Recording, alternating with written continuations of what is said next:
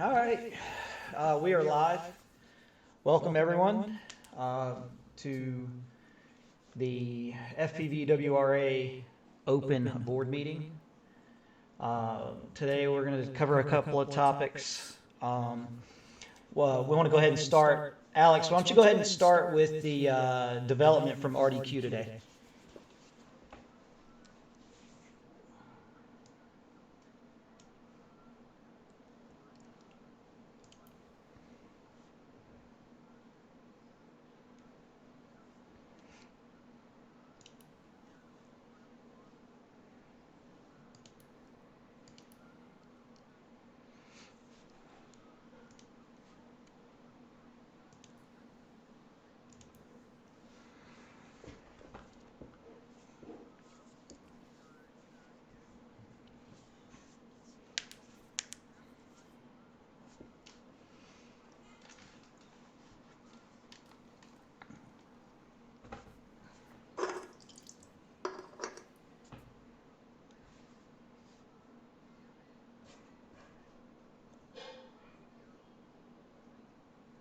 And all that kind of stuff, it doesn't really mean nearly as much as somebody physically filing a lawsuit. So they stuck their necks out. So, guys, if you don't know, there's definitely some, Tyler Brennan's kind of a polarizing force here in FPV. But honestly, this move is excellent. I encourage you guys to show him your support, especially for this lawsuit, because he's standing up for all of us. So if you get a chance, send him a message and just say thank you. Thanks for standing up and taking on the entire FPV community. Taking our cause on personally. I really appreciate that. So if you guys would do that, I would appreciate it, and I think he would too. So some other things. Other than that, guys, we will discuss some other things about the FAA. But that was just some other development. I know you guys are worried about the spec wing and some events that are coming up, that kind of thing. So, Mark, you have the floor. Okay. So check it out, guys. Just if you can't hear somebody, let me know in the. It wasn't supposed to go live in Facebook, but it did. So just let me know in the Facebook chat or YouTube chat. And I'll catch it and I'll unmute them. There's a lot of audio sources, so sometimes one may get muted by accident. So if you don't hear somebody, just let me know and we'll get it going. So let's do a mic check real quick. Ryan? I'm here. I know you are. I want to make sure they can hear you in chat. Oh, I am riding along, so we'll see how this goes. Hopefully everybody can hear me. I would think. I got Discord up, but yeah, I can't have yet. Yeah, if I got the stream up unmuted and this and everything else, it'll all feed back through the stream and everybody go, what the hell's going on? Hopefully somebody can chime in if they can hear me. Yeah, if they can't, I'm sure they'll chime in. Mark, go ahead and talk for a second, please. Check 1 2. Can you hear me? I got you loud and clear. Hopefully the chat will hit something. They're about a 20-second delay right now, so. Check me on Discord real quick, Mark. Make sure I'm coming in on your the board meeting channel. Nope, you disconnected. Yeah, so you got to open it up. Yeah, I don't see you in here. Yeah. Go to the viewer waiting room and I'll drag you down. Copy that. Connecting. I'm waiting for you to drag me in. All right, there you go. You're in. Okay. I hope so. Yeah, Tito, I was afraid there was going to be some of that. So the audio bounce we might have to deal with a little bit. It's the way that Skype is handling this through OBS. It just is what it is, I think. We're just going to have to kind of make it work. Okay. So right now everybody can hear everybody, so we'll just go with what we got, and we'll get it cleaned up for next time. But this is You already There's got a some lot of people audience. on. Trial, right? Right. We're trying. Yeah, You yeah. already got somebody in the waiting room. You got Christian Michael Rogers in the waiting room. Yeah, we'll bring him in here when we're ready to do some stuff. So, all right. So anyway, so guys, here's how this is going to work. What we're going to do is we're going to go over a couple of topics. We're going to spend maybe 15 minutes on each one. We don't plan on spending a whole lot of time on more time than that on each one. Between topics, what we're going to do is we're going to take a little bit of we'll call it a break, just for everybody to kind of catch their breath. And that'll give you guys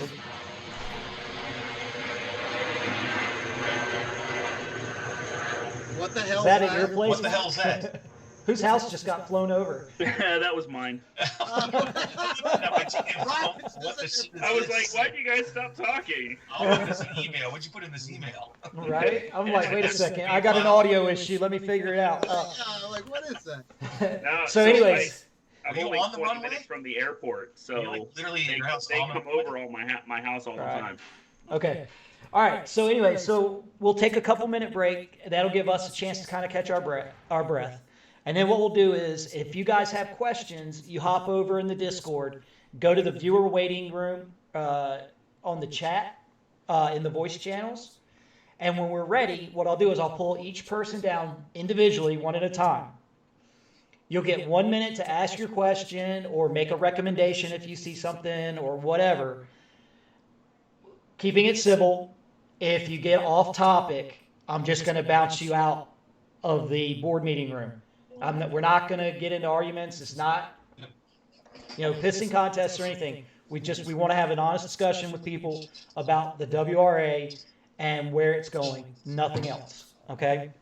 So once you have your question asked, we'll pull you out. You'll listen through the stream, and we'll respond to it. It'll be quick responses. Some things we won't be able to respond to. Please understand that there's some business aspects that we cannot discuss. And then from there, we'll bring somebody else in. And we'll do that for a couple of minutes, and then we'll move on to the next topic. I don't want to spend more than an hour and 15 to an hour and a half total on the stream tonight. So that's the way it's going to work. You can also ask stuff in chat. I'll catch it in chat. It's definitely not going to get answered during our discussion of the topic. We'll come back to it and answer it at another point. Yeah, we don't want this to be a bunch of noise, guys. That's all. Right. Sounds That's good. what I- First topic. Let's roll. All right. Got old minutes there, Sean, from previous meeting. We got what now? You got any old business from the last meeting? No, I'm good. All right. Move on. He's failing already at his damn job. All right, Yeah, moving that's on. all right. What did you discuss at the last meeting? Oh, So that way that people know what we had at the last meeting. What did we discuss? okay. The last meeting, that was primarily Alex stepping down, Mark stepping up, adding the other Mark or Volrath on as well. And then there's a couple other topics about ESCs, and I think that's where you may want to be going with that. Is that correct? No, just want to make sure everyone Okay. in interwebs land know that's Okay. how board meeting works. Yeah. So for anybody that didn't catch that, I officially stepped down as I stepped down as an official by the request of several pilots. I stepped down as an official of the FPVWRA, but I do still own the organization, but I am not an official. I am simply a consultant. So if anybody, I can't make a decision for the WRA, but I'm a consultant, obviously, one of the founders, and the deal is they said that I could not be an official and also race, and so I chose that I did want to race, I did want to participate, and I was getting a lot of flack, so from other pilots that just wanted a sounding board, and I don't feel like being their sounding board, so I stepped down. All right, that's clarification on That's that. Yep. We were talking about ESCs. All right, Mark. So that's old business. That's old Start business, new yeah. business. Let's go to new business. Your topics of discussion. You want to start with number one on the list? All right, so number one on the list we're going to discuss is the FAA provisions, and kind of Now, there's going to be some open-endedness to this. We're not going to be able to discuss everything. Again, we are a business as well. So while we do, focuses on you guys and on racing, we still are a business. We still have to be able to operate and pay the bills and stuff. So there's some things we won't hit. So, but anyway, so everybody knows that the remote ID is a new thing. We just talked about it a little bit with RDQ's announcement that they're going to go after the FAA via the court system. We are planning a couple of different workarounds to that. Again, not really going to go into a whole lot of specific detail. But what we're probably looking at here, I think, mostly is going to be things like how do we reduce the weight of the aircraft? Do we go to specific components that will allow everyone to get under that weight? Those kind of things. So the FAA, the deal, I think, guys, the problem is the FAA is a big unknown. And even though we've got RDQ v. FAA lawsuits don't happen overnight. And so we may have to we may have to deal with the remote ID issues for a certain period of time. And that's assuming it gets beat. I'm assuming it'll get beat, but that might be me thinking positive. So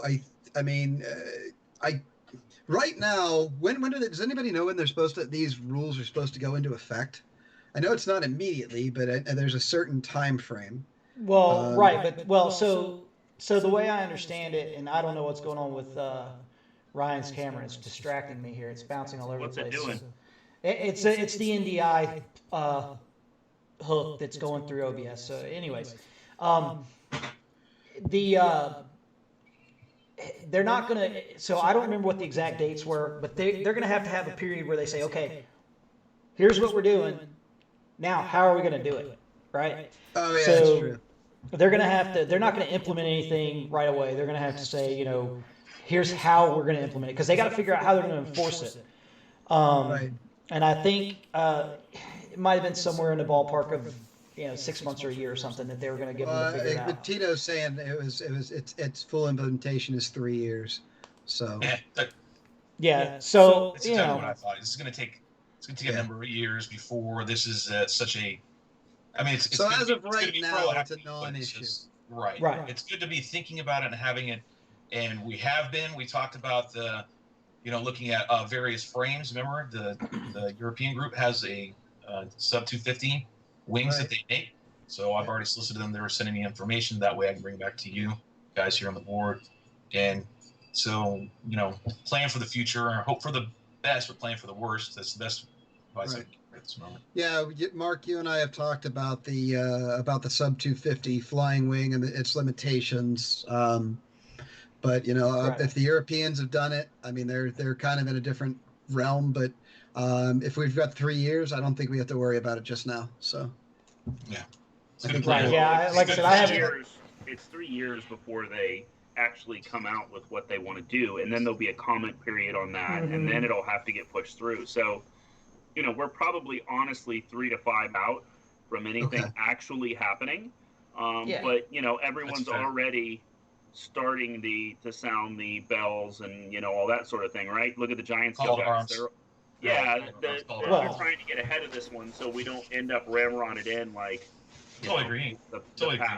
But as an organization, having it on the radar, not totally focusing, hyper-focusing on it, kind of like the coronavirus, just chill and just keep watching it, how it plays out, whatever comes next, and any kind of laws that get passed in the interim, then we can readdress it then, like, change the alert status. Right now we're at, whatever alert status we want to be. It's on the radar in my mind. Yeah, I think at this point we just watch it and come up with a couple of, if this happens, this is our plan. If this happens, this is our plan. And I think right now that for the board to consider 250s as a viable option is just something to be on the radar. Maybe we just solicit more information, get some more stats and data from the Europeans that have already done it, and then we can review it. And right. Yeah. We'll There's- entertain it, there's but some. until we know what the FAA is doing, I think Yeah. we're just going to play it by ear. I'm So, agreeing with Yeah, that. I mean that's all you really Right. can do, right? Yep. Yep. So, all right. So I think that kind of doesn't really need a lot of questions. No, I think we're good there. So we're gonna just move right Yep. along. What's your next one? So one of the other issues that seems to come up, from a standpoint of pilot interaction, we'll call it, we're going to have to, I think, come up with an actual standard of rules for personal conduct. So yeah, this personal conduct was the topic. Yeah. Code of ethics. So right. So we have to really sit down and kind of work this in where, the pilots need to conduct themselves in a certain way. Officials need to conduct themselves in a certain way. And that's not to restrict certain personalities, but it's so that everybody knows that, hey, listen, we're out here to have fun. We're out here to be competitive, but we're not out here to be jerks to each other, right? So we want to make sure that we've got something in our rule set from from the organization that says, hey, you don't do the following things at a race, right? Just because whether it's That's our code of legal ethics. issues It doesn't or matter. That's our anything, code it's of a code of ethics. ethics, and that's that. That's what it is. It is we what have it to is. draft something though. Well, we right. Well, that's originally the- had right. that. We had one. It was limited in the early before before any of you guys joined, when it was just Merrill, myself, and Tom. Mhm. We had a very short one. And Right, and that was the one that had the Merrill you was can just only a bit of a race stick for in the the mud. Yeah, WRA clearance too. thing. Yeah, Merrill was a everyone- bit of a yeah. stick in the mud about the thing, and that So- I don't so want to code see of- that again. So code of ethics, we can, I can help try to build that one with whomever, and we can start the process of getting code of ethics together. I'm agreeing with that. Remember, we're not just. I hope everyone just focus on us talking and not pay attention. Right. To I mean, guys, throw it on don't pay Twitch attention or to everybody in Discord or interwebs whatever. land. Otherwise, we're going to get lost. Let's just focus on our meeting and us talking, and Right. occasionally check in with them. Right. Pertaining to this topic, code of ethics needs. I agree with you. If we're going to be an organization, a racing organization, a sporting organization, you need to have a code of ethics. Right. That Well, the code of participants- conduct. Yeah, code of conduct of how you what we determine is going to be the way in which you Sportsmanlike. want it. Yeah, sportsmanlike. Right, Well, but you got to I'm agreeing with define you what coming up. sportsmanlike is, right? Right, yeah, right. Unfortunately, sportsmanlike to me is not sportsmanlike necessarily to Mark, or it might not be which might not be sportsmanlike to Ryan, or to whoever. And we can't just sit here, and I think we have to kind of remember that while Spirit of Racing is intended to kind of cover those kind of things, and It has. We it also hasn't. need the whole Tony Stewart, climbing out of a stock car and punching somebody else, right? Yeah, Well, right, exactly. We don't need those type of things going on. No, we don't. Yeah, right. So code of ethics. We could brainstorm a couple of them now if you wanted to, or we can put that down as an item that we're going to work on till the next meeting and get it. Well, I it think that pertains to this us. is kind of a good forum to do that, Okay. right? Like, you get some input from the outside, not just what we think. We can Well, let's kind start of with hear what we from think, and let's go with what we think, and then we can build off that. And then right, exactly, and then they can Five kind of people come in to and say, five hey, I people. don't like that because, or not that any of this is going to be so final or if anything. going on code of but- ethics, you guys talked about it. Apparently, I wasn't there, or you came up with the ideas at some point. Alex, give me give the board a couple ideas that you're thinking that you want to put on code of ethics. Short and sweet, because we got to make sure we can get all. So of it, right? in general, we have to define sportsmanlike conduct. You don't argue with an official once they've made a call. Final by officials. Basically, when an official makes a call, if you don't like it, you're not going to like them all. I've disagreed with officials, but you swallow it, you deal with it. And now if an official is if you believe an official is treating you unfairly or whatever, take it up with a different official, a different person within the WRA. But absolutely under no circumstances do you walk back into the pits and bitch about it. Okay? That negative attitudes, look, attitudes are contagious, and negative attitudes, you bring everybody down. All right. The rules, the officials try to be as fair as possible, but sure, they miss things. All right. Bring it up privately. Any issue you have, bring it up privately. and politely, because no official is trying to screw anybody over. But And everybody gets heated in the heat of the race. I mean, right. But you've got to take a breath. So the official's decision is final. Is the part of it. Repercussions for yelling will be what? What do you guys think? I don't know. I'm not Well, really... I think you gotta kind of, from an official, you got to expect some level. From an official standpoint, you got to expect some level of yelling, right? Yeah, you're gonna get a little bit of that. I guess it's gonna have to but be. If you're gonna get heated enough with me that I'm gonna have to yell back, like if I'm gonna lose, like there's got to be a level of lose my temper. There's the door. Right. Because I this think that's up to you guys. I think that's up to you. I think that's a judgment call that the officials and I think have it's the going power to have to be a judgment call because you have to put everything down on paper. Nor are you going to be able to get everybody together and sit here and have a powwow for 10 minutes about the situation. I think the power should be invested in you, that if you're an official at the race and you feel that it's deemed unprofessional or violates the code of ethics or code of conduct, then, especially like arguing, then you have the power to get rid of them and say, like in soccer, red card. It's a red card. Exactly, a red card. Yeah, and if you want to use yellows and reds, then you can use that as a means of getting them in check. You give them a caution or give them then you're red. I mean, this includes bad mouthing officials. This is not just direct to the officials. This is bad mouthing them behind their back. It's one thing if you say something to my face because I can always spit on you from that distance. But if you're talking behind my back, I got a problem. I got a bigger problem with that. Shit on him. I'm sorry. I mean, I was kind of joking there, but I'm really not. I'm being serious though with the. I think that even though he mentioned it very briefly, I think a caution with the red. Give him a yellow, something to that effect would go far. Without just arbitrarily just ripping them out. You give them a warning, just like you said, Mark. In sports, or Ryan, and then give them a red if they violate again. You put it down on paper somehow, and you say this pilot's now been yellow flagged. Call a flag, and your yellow flag and your red flag. You get a red flag. I think that's a good way to do it. And then I would say that a code of ethics, because if you get a yellow, do like you do in soccer. It carries over into the next race. So if you come to the next race, you carry over your yellow for one more race. Yeah, one race. It carries over only one. Yeah. One race, one more race. Once you've completed that time, then you're back to null. What do you think, Brian? Yeah. It still allows for a little bit of venting without being totally, Hitler-esque about it being official and just saying, you're out. You have the power now of dictating exactly how much punishment you want to do out. So you want to go yellow and give them a warning, and they all understand what that yellow flag means. Your yellow flag status now, man. You keep it up, you're going to be red flag. That means you're out for this race and you're out for the next race. Right. Now, but remember, again, at the same time, the officials got to understand that there's going to be a level of, you got to give them some kind of level, right?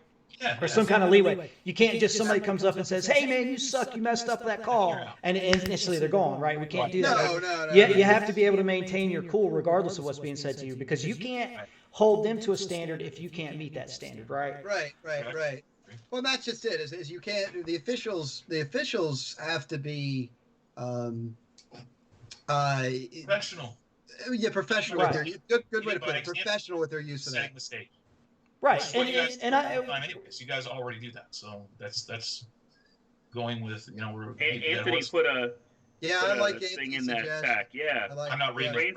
Okay, so in Discord he put refrain from any behavior which would cause unreasonable disruption or interference, i.e., fighting, shoving, abusive, foul, or profane language, spitting, yelling, arguing, or any other similar form of behavior to officials or competitors. Works great.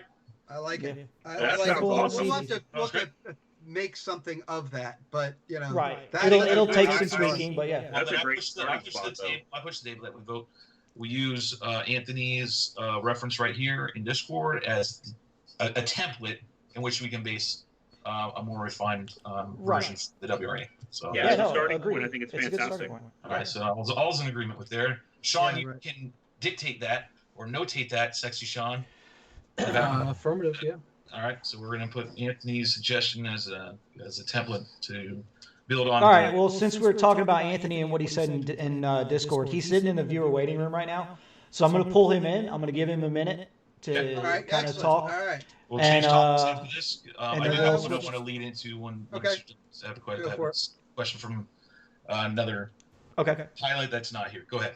All right, so we're gonna open for a couple minutes for viewers to hop in and ask questions on this topic, please. We're not trying to get off the tracks here. We're trying to stay on track and move forward. We'll have at the very end, we'll let other stuff come up. So I'm gonna grab Anthony right now, pull him into the board meeting. Anthony, hold on, I gotta unmute so he can hear. now Anthony, unmute your mic. There we go. Hold on. I can't hear him. He's muted right this second. So Lower left corner, Anthony, right beside to the right of your name. right by your name.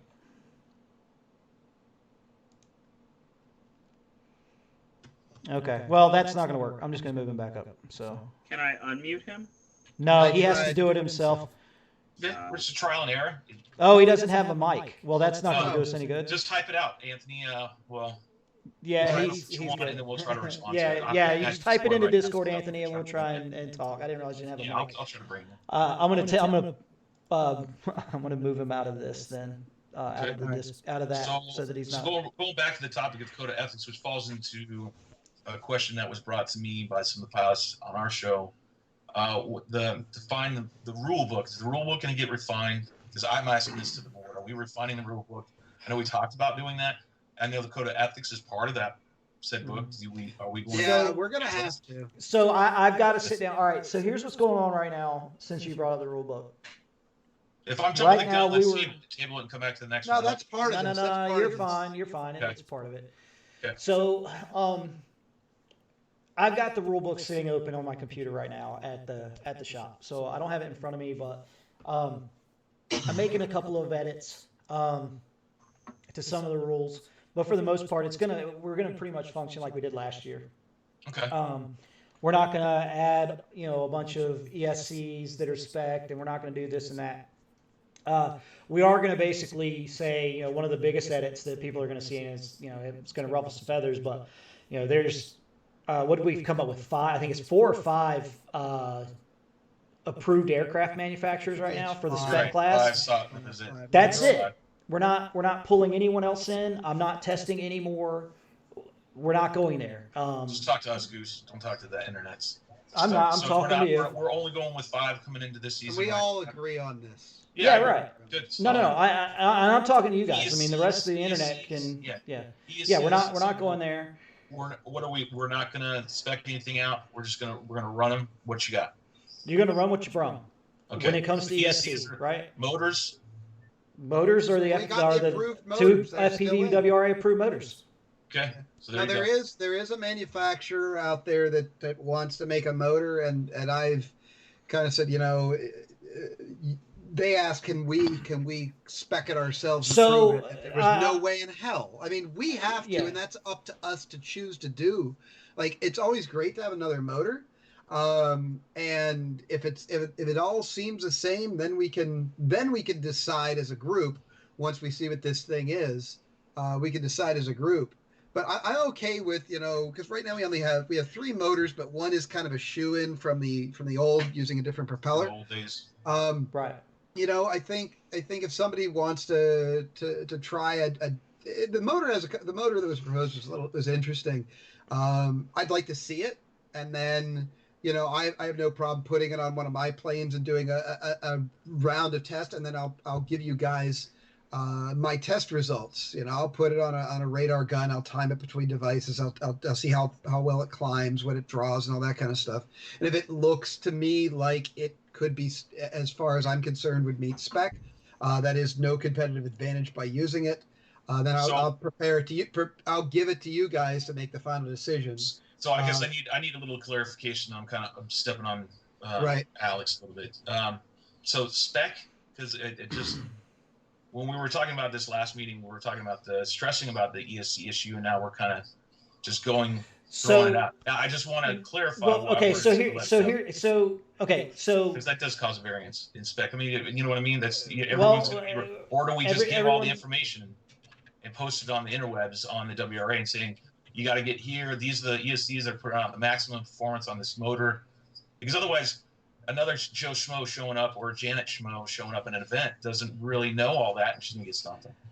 I'm just saying it's what's been talked about before and over and over and over again. Right. So technically, and one of the things we've been kind of trying to avoid is too much inspection at the beginning of a race.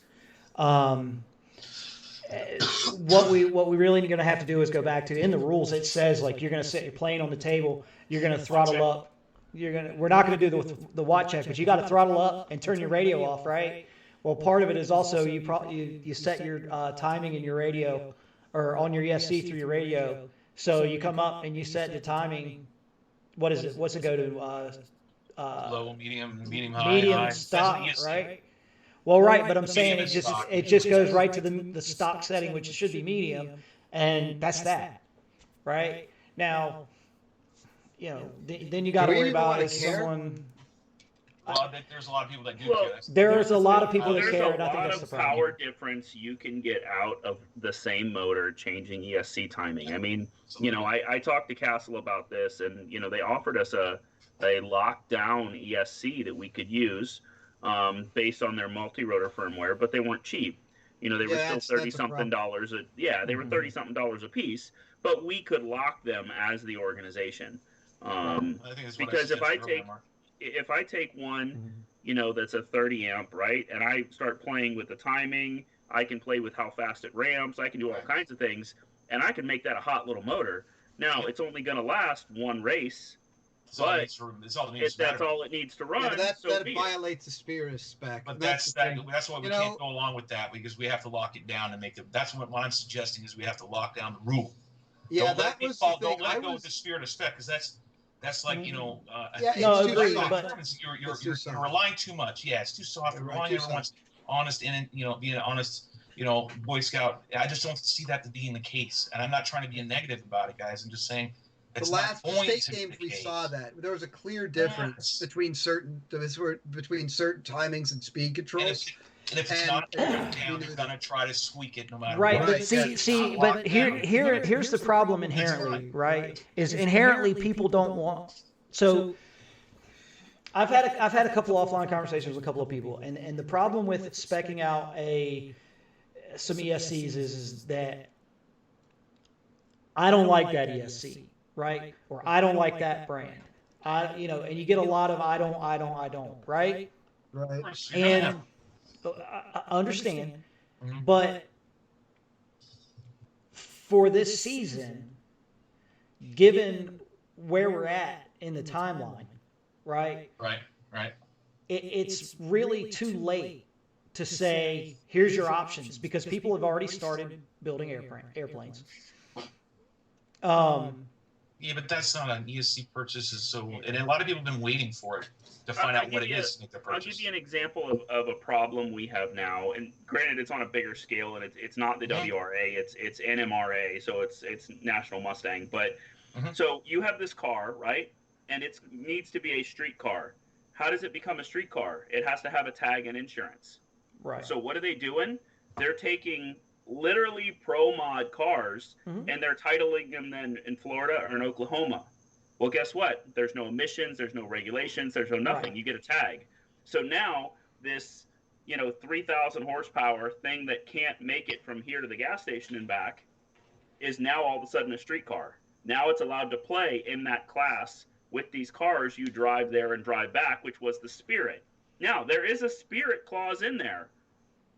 But we have to have a way. I agree with you, Ryan. That's what I'm saying. I'm for it, but you're not going to duplicate a bunch of people that have the same mindset as me, and everyone that shows up have the Spirit.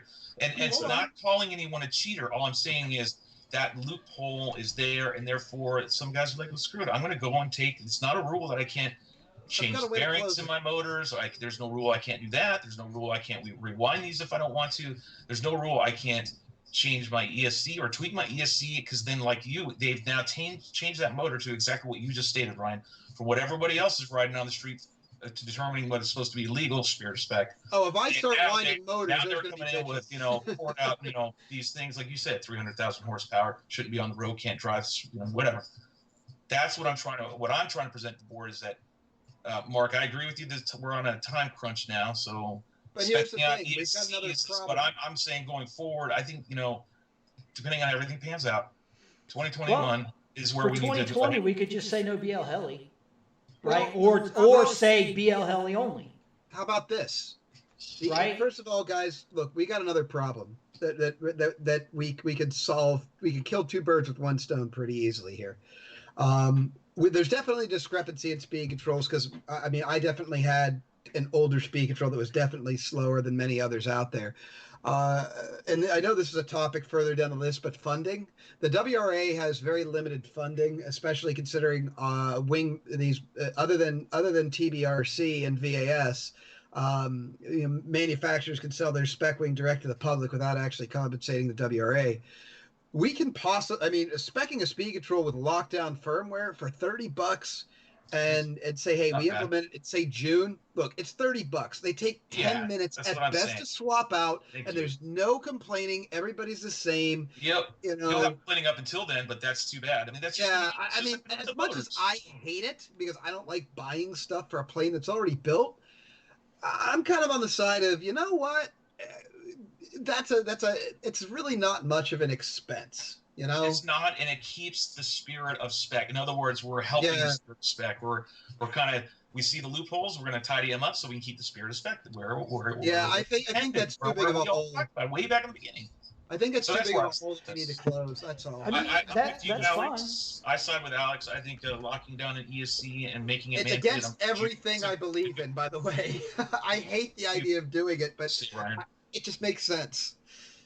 What says you about that? Ryan, where are you at on it? I mean, you down?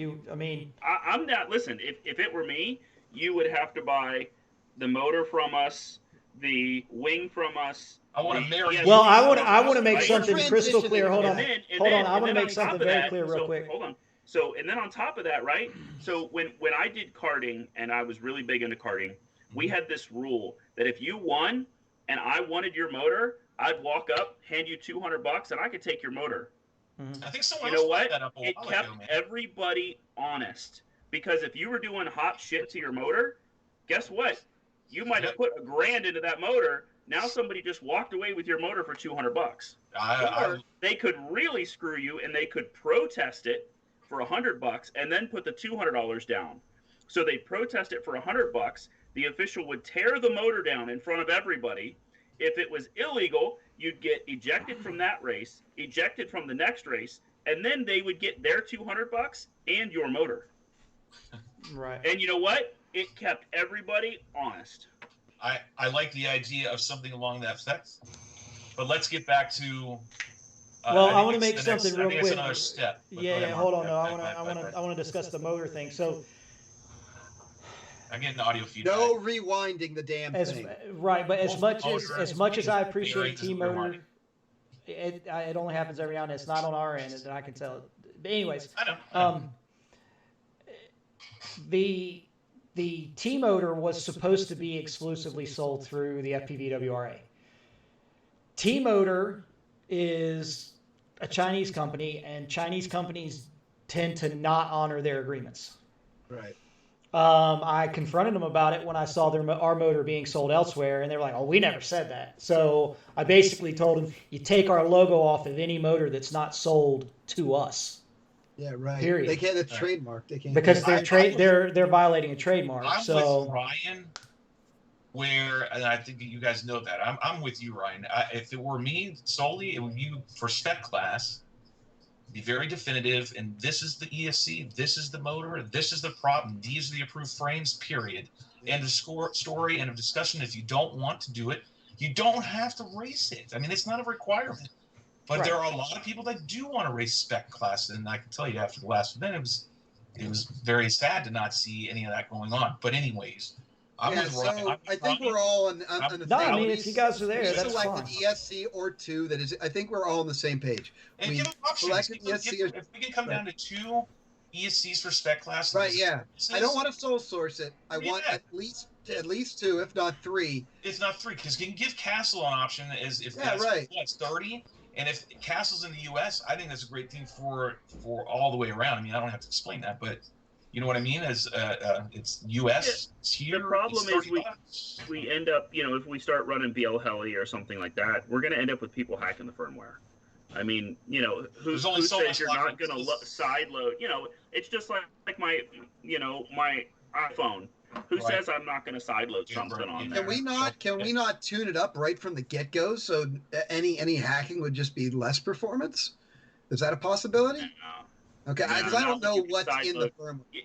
Yeah, when you can sideload firmware and stuff like that, no, you can overwrite what's on there and take off. That's why the Castle thing looks so good, because they could lock it and we could lock it as the officials. End of story. That's great. That's Tell you what, Ryan, how much can they sell that speed control for? Why don't you figure out what we can sell that speed control for, and we could say, hey, tack an extra on there, and then we take the profits to put them back and fund the damn organization. Right, but it can't be too expensive. I think if we could sell it at $30, I think if we could sell it at $30, just like we sell the motor at like $25 to $30, I think that's a reasonable expense. I mean, like I said, I don't like the idea, but it's not an unreasonable price, and I don't think anybody complains about Castle being poor quality. Absolutely. Yeah, right. And they're a U.S. Yeah. We don't have to worry about shipping. Everything's here. Yeah, right. I mean, I think to me, it's just my opinion is that it's a win-win. Yeah, and I agree. I just don't want to sole source. As a pilot, when it comes 2021, I will absolutely just buy all the ESCs because I'm going to run spec, and then if that's what it is, that's what I'm going to buy.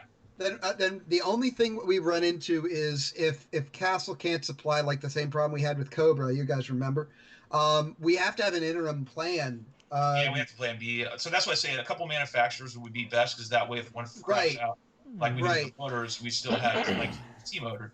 So I think the deal is we have Ryan. Ryan's already spoken to team Castle about this.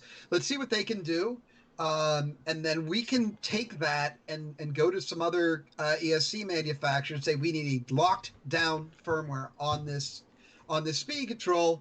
Can you give it to us? I agree. I'm down. And if they're tit for tat, if they're the same, then we just got another one added to the spec. Yeah. How hard do you think that would be, Brian, for them to duplicate the locking down process?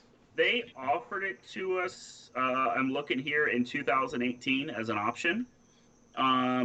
So I just fired off an email to my contact over there to see if they could still do it.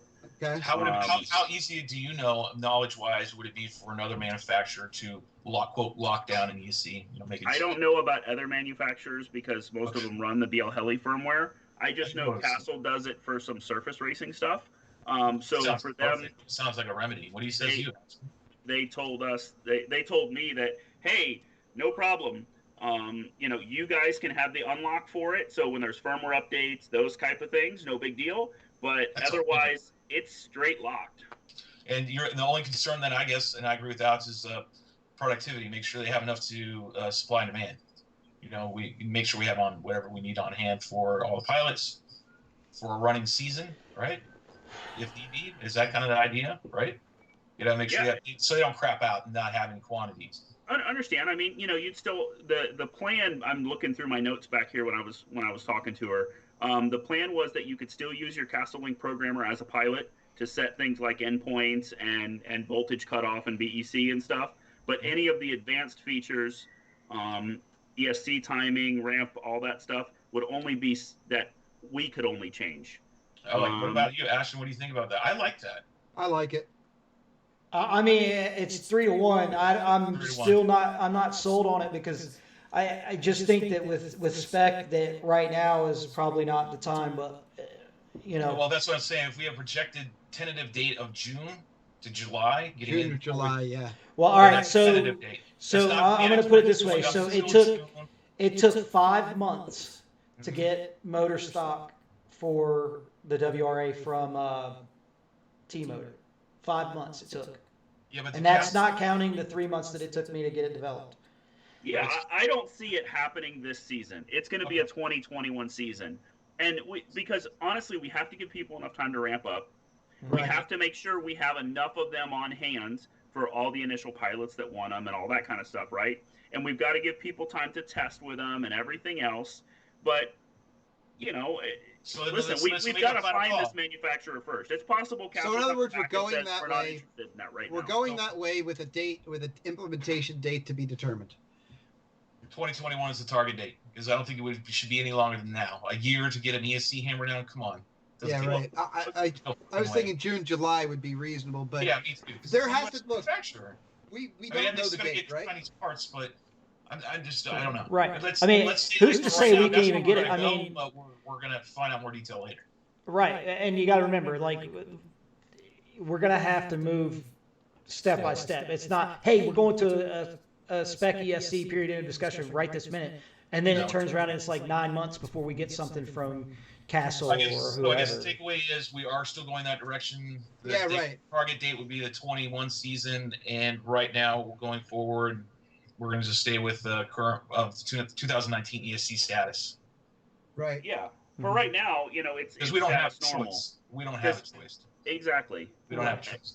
All right? Well, we don't have a reasonable choice. We have a choice. It's just not reasonable. We just don't have time implementation. Right.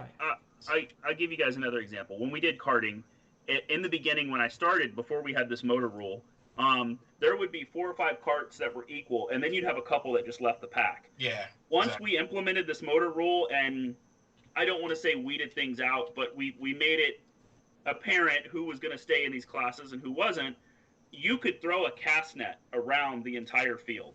Yeah. And it turned it from pocketbook racing to everybody enjoyed it, because everybody was competitively equal, which is what spec was supposed to be. And it came down to driver skill and line and those type of things, right? You had a real tight class, and man, it was so much fun.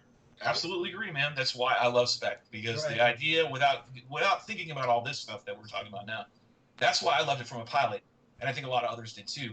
We were all equal. You know, at the very beginning it was all, wow, spec's cool because we're all equal. At the very beginning, like Vegas, all those frames were built identical. Hugo and them built them all identical. We flew them out in Vegas. Everybody was, well, except for one motor, all that was equal. It was great. It was great. And we continued on and kept doing that. And I hope we can bring it back by 2021 with the ESC nailed down. So sitting on the board, and I won't be there then because I'll be back racing. My thing is to nail down the ESC manufacturer. That's what I would like to do before I part ways with this board at the end of the year, with the manufacturer and the ESC that's going to be coming out, because that's really what I want to see. I really hope we get that, because I'm with you, Ryan. We're up to me. I'd be nailing it all down. It would be out of this damn box. It'd be sold out of WRA, period. And taking money from the sales and dumping it back into the organization. So before we get on that topic, I think I'm gonna have to take a break.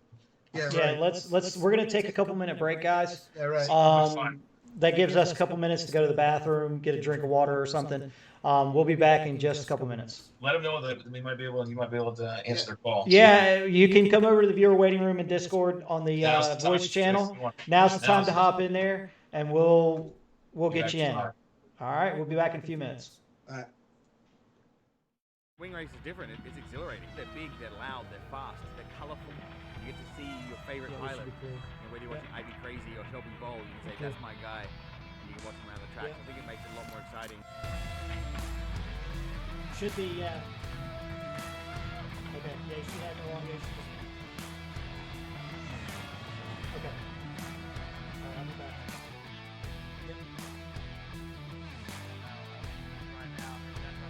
We got about 30 people. We got about 30 watching total. Right now, everybody's practicing spec. It's very even for everybody. Everybody's running the same airframe, same motor, same cell count. It comes down to a pilot skill instead of who can throw the most money at an airframe. Great start. That was a fantastic start. We did not have a single false start. One guy got close, but he backed out early. Nice work. Looks like we have a leader stretching away right now. Pilots advance from heat races based on points and position finish. Get more points, qualify for the finals. They're going to get top points, 1 and 2. Here we go. Battling through. Remember, if you crash, get no points.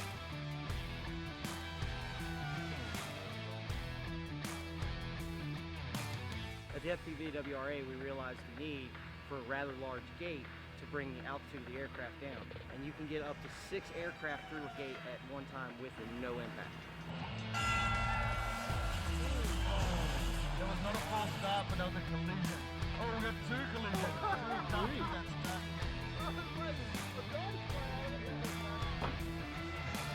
In sport, we have limitations like max power and wingspan, but allows the airframes, there's a lot more variety, so everyone gets to choose the different airframes to fly the way they like.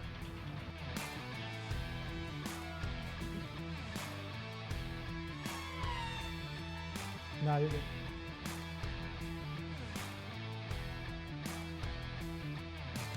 The FPVWRA has become the standard for wing racing. They provide everything that we need in one concise package. Gives our pilots a Well, it's you're experience to talking look about a forward different to. crowd It's just though, gonna and continue that's to the go thing that I throughout the think years as you know, the events improve. some of us tend to forget. It's a totally different crowd. You also don't get guys in cart and everything that typically, now yes, the motors are manufactured in China for the most part, all of them. They don't go to EMAX. You know what I'm saying? They don't go to those kind of companies to get their motors. You know what I mean? With wing racing, first off, we're more awesomer than the quad guys, but we're a smaller group. We need to kind Well, of they come think it should together, be inexpensive, and in you order know, to it's a form valid an argument for a organization club and race, keep things moving right? forward. FPVWRA brought us all together to do just that. No, Once I we start understand getting spectators on board, I think it's No, just going to skyrocket from I there. get it. I totally get it, and I agree with you. You know, Wing race is different. It's exhilarating. They're big, they're loud, they're fast, they're colourful. You get to see your favourite pilot. You know, whether you're watching Ivy Crazy or Shelby Bowl, you can say, that's my guy. hold on, we're Around the hot. track. You think it makes it a lot more exciting. I thought you guys said we were not hot.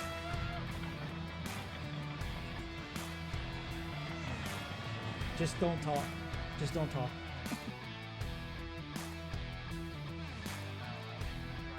Hold on.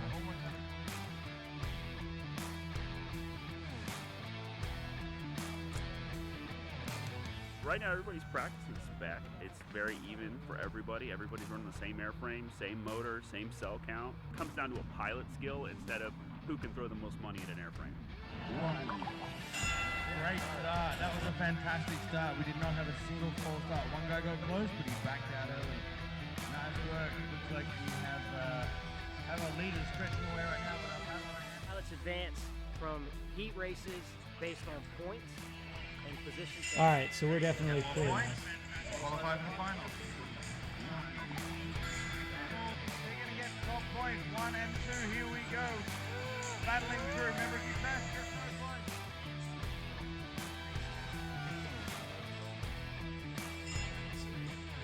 We're not At the clear. What the hell is FPVWRA, going we on? realized It's the pissing me need off. Anyways, for a rather just large whatever. gate to bring the altitude of the aircraft down. And you can get up to I can't 6 get it to me. aircraft through the gate at one time with no impact. There was not a fast start, but there was a collision. Oh, we got 2 collisions.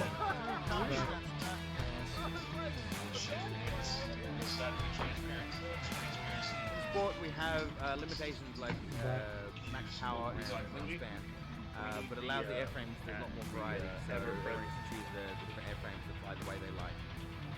All right, hey, we got a couple things. Wait. That they keep on chat. So if we're going live again. Yeah, I think we're gonna go talk to your. Yeah, let's get some comments. I mean, The FPVWRA locking has down- become the standard for wing racing. They locking provide down, everything that we something, need you in know, one that concise probably package. should- Gives our pilots a consistent experience to look forward to. It's just going to continue to go throughout the years Mark, we live yet? as the Hold events on. improve. Yeah, we're live. all right. So wait, are we like video too, or just audio? No, we're 100% live.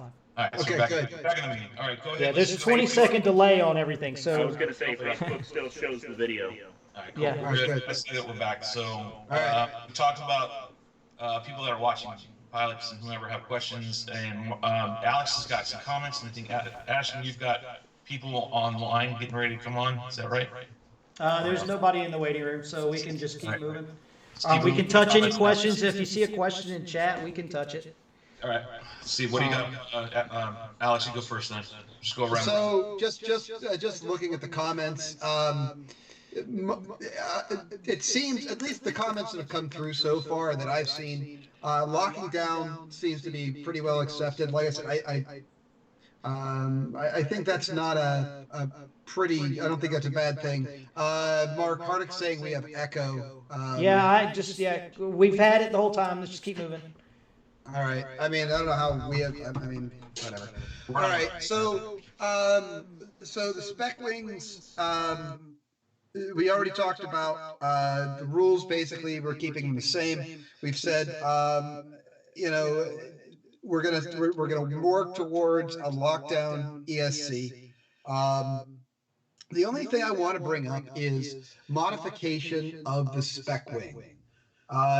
You know, I've been trying to figure out, you know, how much modification from the stock kit should people be allowed to do. Obviously, you can repair it when wrecked, but you know, I've been pretty surprised with what people have done. I mean, the original spec wing that I built, that Shelby and I flew through WTC1, topped out at 71 miles an hour. Now they're topping out at 91 miles an hour, which is add 20 miles an hour to the speed of it, even though the plane is effectively the same thing. So what are we, you know, the only question is I think we need to talk about a little bit about modification of that airframe and what is allowed. Not allowed. Yeah, and I'm not like I for example, I will freely admit I tow in my winglets an eighth of an inch to help with crosswind. So let's define the spec then. Just define the wing. Hold on real quick. I got something that might fix this. What do you have into a spec wing all in for a full kit build? Cost $180. Yeah, like $200. Okay, so why don't we say, hey, $200? Somebody get your airframe. Because they have the build time. That's the only problem.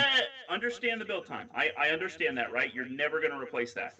But if nobody wants you have well, that's different. But if you have a hot wing, right? Or I run a hot wing, and I'm just freaking dogging everybody. And Shelby comes up and says, I want that wing. Here's $200 to an official, right? First thing we're going to do is check that wing to make sure it's legal. If it's not legal, it's gone. If it is legal, all right, Shelby, here's your wing. It's going to stop people. Sale, but I know what you're saying. I know what you're getting at. Stops all of this, you know, 100 hours or whatever into smoothing and sanding and all of this stuff to get that mile an hour out of it, because now you're going back to that spec wing like we originally, you know, wanted to have happen, where if you had it at a foam board or whatever, everybody had the same wing. Right. And they're not doing that because it's in human nature to do this, which is tweak it and make it modifications and just make it that much better and not follow the spirit of spec. You got to have, in order to follow the spirit, quote unquote spirit, it's like a religion. You got to believe in it for it to work. And if not everyone's believing in it, it's not going to work. So therefore, the spirit of spec we need to change all that, fix the rules, define exactly what the spec is, make the tolerances tighter, and end of story. That's it. What we've got running now, what we've been running, I think is good. Tighten the tolerances, and that's the end of it. Same with manufacturers. I say cut the bullshit out with, you know, cutting out drag on the ass with the motor, because people are putting mounts on there and extending the motor out. I say, well, that was going to be my point. Okay, so let's talk about some of the mods we've seen. Okay, straight out towing the winglets in, you know, towing them in for control stability. Should we allow people to do that or not? The problem was the spec was originally went all the way out to the Elevon went all the way out to the winglet, right? And it showed it right next to the winglet. If you're going to start introducing gap in there, right, which would be, it would be tight up against the airframe, and as you got farther out in the Elevon, it's towed in, right? I just towed the foam in, but my winglet is actually canted a little bit. Okay, but regardless, it's not dead straight down that line. It's canted one way or the other. I mean, to me, that's out of spec. Okay, that's what I was asking. So changing the winglets, that's replacing them with a different type. How about that? Well, I don't you have have a a problem problem there unless you're because square. TBRC has a different set than VAS, which has a different set than Right Wing, right? Yep. They're all They're, different. they're all different. I don't think has as much bearing on speed. It has more about stability, right? Right. So I don't think that's going to matter much. It's when you start bringing the motor back to cleaner air, or building a pod around the motor, or those type of things. You see some of these guys that the top of the airframe is perfectly slick. They do such a good job. And then they got these little pockets the servo sits in. There's no drag on anything. Wow, you put like 200 hours into a spec wing. Right. Yep. So I say having some sort of limit on how far the motor can exceed the ass end of the frame is where a tolerance should be made. A rule should be made. Well, I believe per the rule, Mark, correct me if I'm wrong here, but you follow the elevons in, and that should be where the bell of the motor is. Am I correct? It should center there, but we've allowed that to not be, because. But now it's an issue.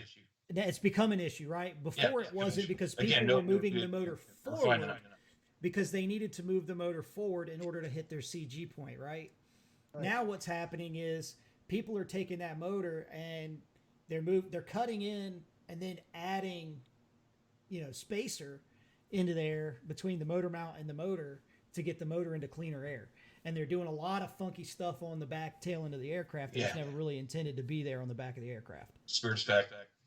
Yeah, that to me, getting the motor, pushing the motor back there on a thin little shaft to try to bite more air, that to me is a clear violation of the spirit of spec. I have to agree with you on that one. Yeah. So a better refined rule on the spec motor where it can be placed in relation to the frame that we finally say, I hope, the tighter tolerances, because we're good here. We just need to tighten them up. So let's take the kits that we've got. Yeah. Let's get some people that have different builds of spec wings and see where that motor bell actually lies, and that'll give us our range, because that's spec, right? We all know these kits haven't been modified or hot shotted in any way. We just take wherever that range is and lock it in. Done. Sounds like a good plan. What do you think? What says you, Mark? Because you're usually the one that tests, at least at VAS. Because the VAS motor bell, as currently made right now, from the very nose of the airplane to the start of the motor bell, is 9 1/2 inches. Or not, well, if you had I forgot, 9 3/4. The motor mount plate's a 1/4 inch thick. So it's 9 3/4 inches from the nose to where the motor bell starts. Gotcha. Okay, we're exactly 9 3/4. What says you, Ashton, on this topic for motor and defining more definitive in this rules, so we can alleviate all this, extending out the motor, which is going to bite cleaner air. I personally think that that's no motor mounts, so, or no motor mounts. Like that's you can't extend the motor. Like you know what I'm saying? Like you can't come in and then take your motor, like add 2 pounds of weight to the nose or whatever, and then extend your motor 3 feet out of the back of the plane, right? Right, exactly. You build it how it came. Now, cutting in a little bit in order to hit CG, I'm okay with, but you can't then extend that motor away from the motor mount. You mount the motor to the motor mount. So whatever the vendor, the manufacturer sends with the kit as the motor mount, because they come to me. I get the kit, and what they send to me, I tell them what they can and can't do, right? Lee over at Windcatcher can tell you, like, I said, hey, no, this isn't going to work. Please fix this. Okay, no problem, right? That kind of stuff, that's the way it is, right? Why wouldn't we specify, if you follow the elevons in where they meet, that the center of the motor bell needs to be 1/2 inch plus or minus from I'm with you on that. I wouldn't say follow that line, just a certain distance from the nose of the airplane, rather than try to follow this line. Say, hey, from the very nose of the airplane to where the motor bell starts cannot be any more than such distance, because obviously you move it up for CG. The problem is the people that have cut the center of the nose off and mount their camera there, because now you no longer have the nose of the aircraft. Yeah, but you have on the mat you have the leading edge. Right. You have the leading edge on the mat, right? So Good point. Good point. that's not The really leading edge is shouldn't be an fixed. The effect. trailing edge really isn't. I mean, they're pretty close, but the leading edge is absolutely fixed and controlled. So you're saying from the nose to the center of the bell, that's the measuring distance. Or any point on the bell. We can choose. Then the or the prop. We get better yet. The prop is what's the center of the prop would probably be a good Let's do the measuring prop. point. Forget the motor. That's fine. That's so. I'd say use the bell. I'd say use the bell. No, because the prop's what generates the power. Right, and I agree with you on that. I've seen That's some where the prop, funkiness power comes from. with the props too. Yeah, people shipping the props the back away from the motor. Yeah, that's true. Yeah, I'm not going to deny it, man. I put spacers on my props. Right. Out of that foil. Now, to be fair, the bell shape of the T motor versus the actual hub of the I'm having a brain fart. Prop adapter? Of the prop for the APC prop. Mm-hmm. It does, if you do sometimes, if it's not just right, you have to actually, I've seen people have to space it just to keep it from hitting the bell. Yeah, but let's just talk about, let's just put it where, who cares where the motor is? The prop can only be this far from the nose. I guess then if you have to space it, you can just move the motor in some or something like that, right? Yeah, right. I think I don't care where the motor is. I don't care if the motor is all the way in the nose. I care where the prop is. You can still use prop adapters at that point to space it out and try to get air. I agree with that. If that's a feasible thing, I think we move forward on that and try to. Yeah, let's try to figure out. We'll figure out where that range should be. I mean, we don't know. Yeah, we can ask. So we'll ask Lee and Anthony and Chris where they're seeing their planes hit CG, right? Where their motors are landing when they hit CG, and that's that. Then you take the average and you say, here's the distance. You've got this much, because it really theoretically shouldn't be. But a little bit of variance. Yeah, there shouldn't be much. There shouldn't be much. I agree. There shouldn't be much. It's pretty so then locked we down can just airplane. say here's what you got. Your prop can't go past this point. Yeah. And then that's just putting a line in the. I'll talk to. I'll talk to somebody about getting the thing. All right, so I got one catcher on here. One catcher's making a comment on YouTube. Motor placement with the WCRC will be different depending on where the battery and other electronics are at. If exact motor placement is defined, the battery will be used to meet CG. Right, as should be. Again, he says right. Here's the thing. Why don't we worry about the prop? The battery will be used to do the Who CG. cares about the motor? The prop is what's generating the thrust. So that's define the prop. Because if I can put the motor all the way up and put a long shaft out to get the prop out there, I violated the spirit of spec, right? If I put a long motor shaft on it. That's why you don't say the prop, you say the motor, right? You say the motor's got to be here because... but then I can extend the shaft 2 inches. No, you can't. No, because that's an illegal mod. We've already said that you can't do that. Okay. Right? All right. So you'll be given enough spacer width to get the prop away from the bell. Not the prop away from the plane, right? So you can then go to the base of the motor, where the motor meets the motor mount, and say, "This is the here's how far you can be." It's an eighth of an inch or a quarter of an inch, whatever that actually averages out to. So here's my issue with that. I typically build the airplane and put the motor on last and adjust it forward to meet CG. But in general, it's the distance the propeller is from the airfoil, from the turbulent air, that determines how it works. So who cares where the motor is, because that can be used to hit CG. If we could just talk about where the prop is, because that's what we're trying to do, is control the air going over the prop, right? So why don't we just worry about what the real target? The reason people push the motor back is to get the prop in cleaner air, right? So we talk about we try to specify how clean or how far back that air can be, where the prop can chop, basically. And